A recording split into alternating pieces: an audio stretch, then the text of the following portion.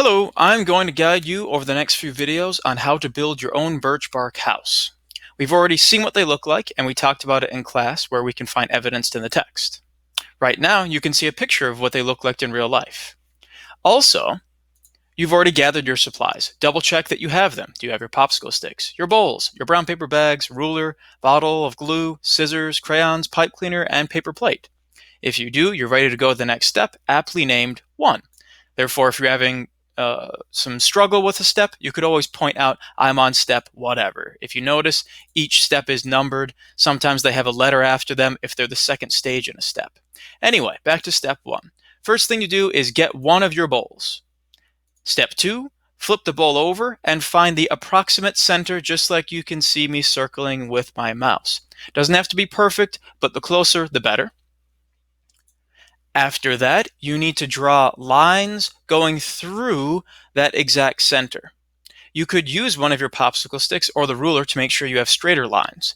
They don't have to be perfect. Do try and get them as close to the edge. You see how I got them even so they were kind of tipping over the edge onto the rounded side? That's going to help because the very next step, step 4, is going to be drawing straight lines down. So if you can see from right here, I drew the line there, and then I reconnected it and made it go straight down as best as possible. This is pretty important, and here's what it will look like when it's done. This is going to help us with the next step, which is 5. Step 5 is right here. You're actually going to use your scissors to cut little dashes about the thickness of the width of the popsicle sticks. One there, all the way around.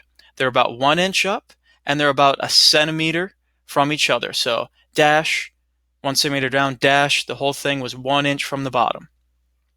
It's very important that you do these. Don't make them too big. Don't make them too small. You want them about thick enough to do this. Step 6 is you're going to put your popsicle sticks through.